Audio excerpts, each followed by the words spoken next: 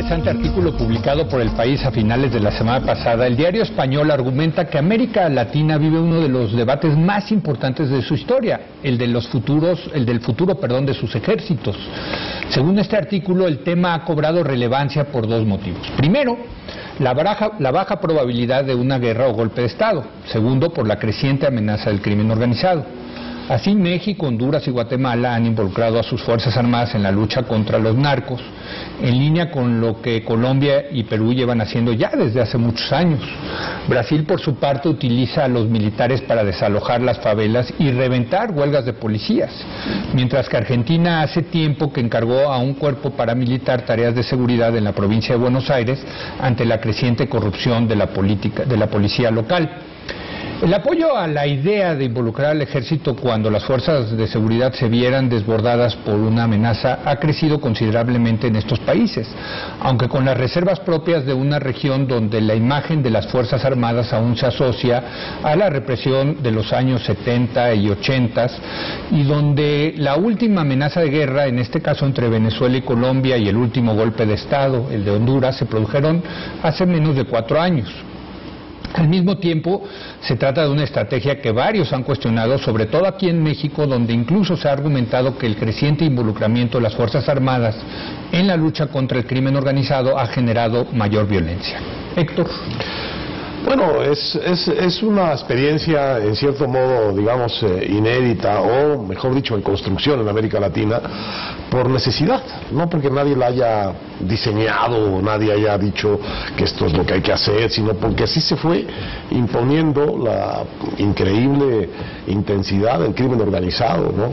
La inseguridad que generan estas bandas que tienen una cierta condición de equipamiento militar, ¿no? Armamentos muy importantes, reclutamientos muy importantes, bandas de sicarios numerosas, móviles, en fin. Y nadie lo ha decidido, pero así ha ido sucediendo ante gobiernos que están crecientemente arrinconados o viendo que son incapaces de controlar con sus fuerzas tradicionales policíacas esta increíble transnacional del crimen organizado.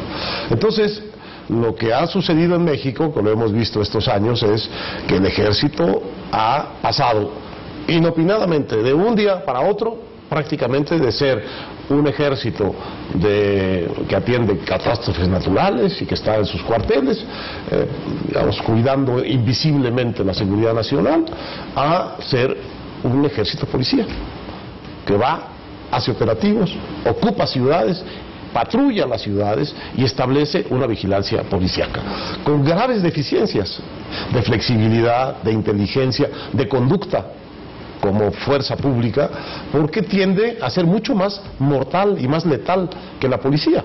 Por cierto, en el artículo del País, una de las diferencias me parece interesante es que decían que en Colombia el ejército se mete más en la parte rural y en México se están metiendo más en la parte urbana. Creo que es una diferencia importante. Importante, quienes dicen que el ejército hay que usarlo para la parte rural, ¿sí? Pero no para la parte urbana, porque en la parte urbana muestra mucho más sus rigideces, ¿sí?, como fuerza de investigación o de aplicación de la ley como policía. Bueno, y sin embargo, esto es lo que está sucediendo. Están siendo rebasadas las policías brasileñas a la hora de pacificar las favelas, están siendo rebasadas las policías del Gran Buenos Aires a la hora de combatir el crimen organizado y aparecen núcleos de corrupción intolerables, están siendo rebasadas en general los gobiernos y las policías de América Central, de manera que tenemos ya inminencia de estados comprobadamente fallidos. Entonces, pues los ejércitos, que son las únicas fuerzas institucionales con capacidad de represión, que mantienen una cierta identidad, una cierta fortaleza institucional, pues son la baraja que usan como instrumento, digamos, de emergencia los gobiernos. Solo que la emergencia se va prolongando, ¿no? Y pasan los años y los años y los años. Entonces, más bien habrá que empezar a pensar en una institucionalización de otro tipo, en donde tú tengas, derivada de la estructura militar que tienes, una policía de origen militar, quizá de disciplina y de estructura institucional militar, que haga las tareas que las policías civiles no están pudiendo hacer. Un artículo muy interesante, creo que habla de América Latina sin notar importantísimas diferencias entre regiones de América Latina y ejércitos. El cono sur es una cosa, la región andina es otra cosa, Centroamérica y México es otra cosa, no solamente diferencias entre regiones, sino diferencias entre países, incluso dentro de esas regiones. Perú tiene una tasa de homicidio muy baja, como 8 por cada 100,000 habitantes. Colombia está por ahí de 50, promedio de la última década. ¿Sí? Entonces ha bajado, pero sigue siendo muy alta. Entonces, sin embargo, en Colombia la tasa de victimización es muy baja y en Perú es altísima. Son problemas muy distintos. Tasa de victimización, dices, entonces hay otros delitos. No, principalmente robo, ¿no? Entonces, en Perú, que como Colombia es uno de los principales productores de cocaína, no hay homicidios. O hay homicidios, muy pocos homicidios, comparado a los homicidios que hay en Colombia. De hecho, es un caso interesante para México, porque hay varios carteles involucrados, es el principal productor de cocaína y no hay homicidios. Nos están matando entre ellos, como aquí. Oye, habría que entender qué está pasando ahí en Perú. ¿No? Entonces, hay enormes diferencias. Lo que sí comparten es que hay un enorme desprestigio en la mayoría de estos países de la policía. O sea, a diferencia de, por ejemplo, de Europa o América del Norte. Pero también había de los ejércitos, ¿no? Se les consideraba golpistas. Bueno, la izquierda, con toda razón, bueno, pero no, el prestigio de la población en general desaparecían no gente, o sea, no es el caso de México. No es tan malo, yo no creo que es tan malo, incluso en lugares como Chile, es cierto. Hay un sector de la población que lo ve como lo peor de lo peor, pero en general la gente los ve, igual que aquí, los ve mejor que su policía. La explicación por la cual están usando a los ejércitos para tareas policíacas en toda América Latina puede ser diferente país por país. Coinciden que son muy diferentes las Fuerzas Armadas de México a las de Sudamérica, para empezar. Sí, muchísimo. Tienen orígenes distintos, tienen historias muy diferentes. Pero lo que quizás puede hacer, no sé, en América Latina, en Sudamérica concretamente, es que una de dos, o como en México se dice, la policía no está lista, la policía es muy corrupta, la policía está muy mal organizada, no tenemos una policía nacional, no tenemos elementos para combatir a un enemigo tan poderoso, por lo tanto pues echamos mano de la institución más sólida que tenemos, la que funciona más o menos bien, donde hay disciplina, donde vamos a echar mano. Es el caso de México hasta cierto punto. Yo no sé si en Sudamérica sea igual, o si en Sudamérica simplemente tienen miedo de dejar ociosos a los ejércitos y hay que darle chamba, porque sí decías tú, es que hay la idea, no hay la idea, y pues, la realidad es que esos ejércitos fueron golpistas, esos ejércitos tomaron el poder en toda es difícil pensar que sur, digo, no lo sé. Un golpe de Estado en Brasil ahorita. No, Centroamérica es más. Centroamérica es que hay enormes diferencias. En Honduras, la idea de un golpe de Estado en Chile es impensable. En cambio, en todos, en El Salvador, ya la mitad de la población en encuestas que yo he visto dice que estaría dispuesta a que el ejército tomara el poder si la situación de la violencia y la economía siguiera tan mal como está. Bueno, y la alianza de Chávez al final es muy importante con el ejército, hay que decirlo, no ha habido un golpe de Estado, pero el papel de los militares en Venezuela es fundamental. Y también el crimen organizado no está tan presente ahí como está en muchos otros lugares. Y también hay una parte tiene una tasa de homicidio enorme. Enorme, porque hay una parte de negligencia de los gobiernos, porque en lugar de haberse puesto a hacer la tarea de depurar su policía, de crear sus policías nacionales, etcétera, pues se van por la fácil, porque ciertamente es más fácil decirle a una institución que ya está ahí, que ya está organizada, decirle, encárgate tú mientras yo, quién sabe qué hago, porque tampoco se está haciendo mucho, por lo menos en algunos países que yo conozco, se está haciendo mucho para realmente crear esas policías nacionales fuertes y institucionales, más o menos, no se puede decir inmunes a la corrupción, eso es imposible, pero más o menos limpias, no se está haciendo mayor cosa. Bueno, a mí el que me llamó la atención en este artículo, que por cierto fue Héctor Aguilar el que lo leyó y nos invitó a leerlo, me pareció muy interesante, este caso de Brasil, donde lo que utilizan es el ejército contra la policía.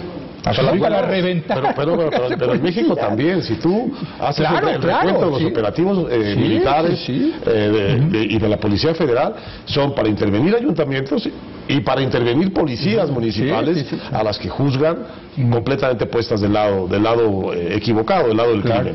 Entonces, ocupación de Morelia y paso a la báscula, si no es que desintegración de la Corporación Policíaca Municipal. No sé si sea el mejor procedimiento, pero es para eso, es mirando al agujero institucional enorme que hay en materia de policías locales y de policías, digamos, no militares o de policías estatales. Ahora, lo que es interesante del tránsito del ejército es que efectivamente, aunque queda la memoria de que fueron ejércitos golpistas, la verdad es que ha desaparecido la característica o la condición fundamental de todos esos golpes de Estado, que es la Guerra Fría. La Guerra Fría es el compañero y el paraguas de todas esas dictaduras militares, unas muy violentas, otras no tanto, pero que cubren el cono sur en un momento en que le parece al Departamento de Estado, le parece al presidente Reagan en el caso de Centroamérica, que hay un riesgo de comunismo en América Latina. Desde Salvador Allende en Chile. Desde la Revolución Cubana. Vamos a interrumpir el socialismo. Entonces viene la siniestra dictadura de Pinochet, y en Argentina con los montoneros, y en Centroamérica pues por la revolución nicaragüense. Sí. Entonces, si quitas la Guerra Fría, los ejércitos esos no son golpistas, no tienen, fueron golpistas porque la coyuntura internacional no solo se los permitía, sino los impulsaba a ello.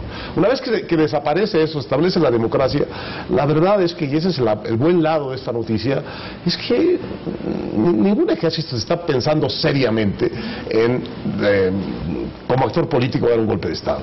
Y el que medio apareció de pronto como una especie de golpe de Estado que hubo en Honduras, una condena en la OEA automática, brutal, frontal, sin ninguna contemplación, empezando por el gobierno americano.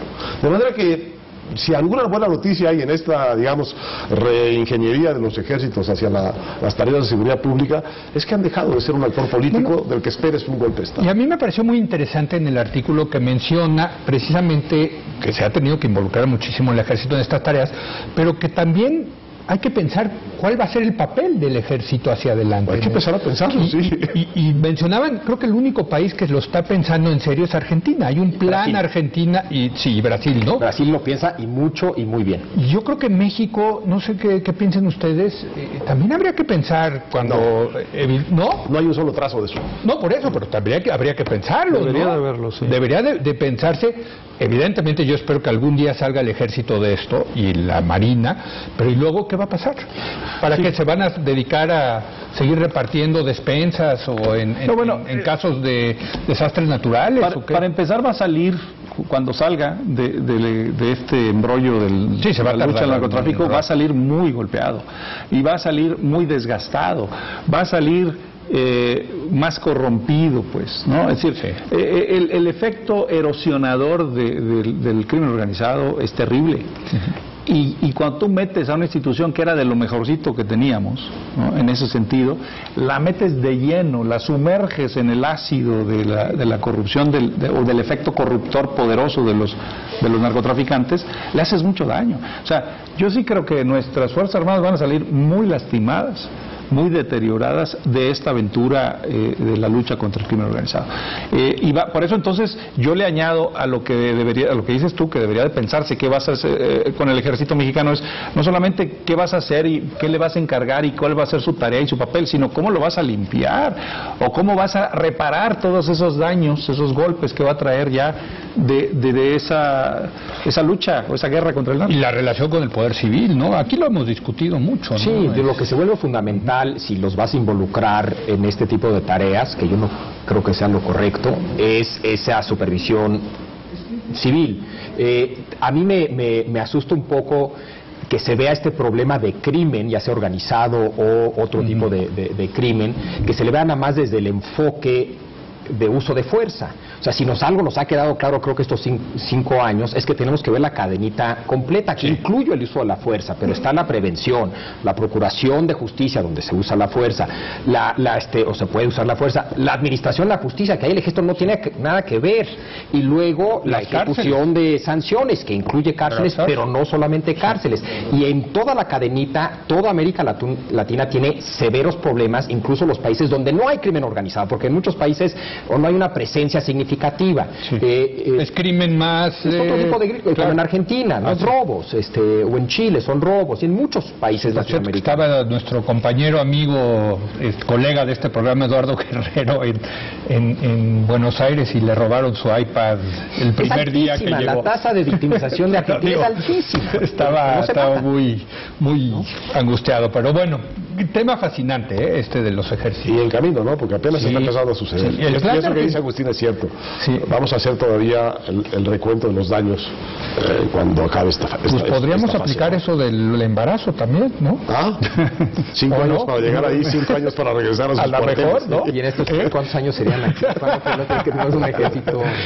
Bueno, muchas gracias, Héctor, Javier, Agustín, muchas gracias por haber venido. Muchas gracias a usted por habernos acompañado. Yo lo espero mañana en punto de las 10 de la noche, cuando otra vez sea la hora de opinar. Aquí nos vemos.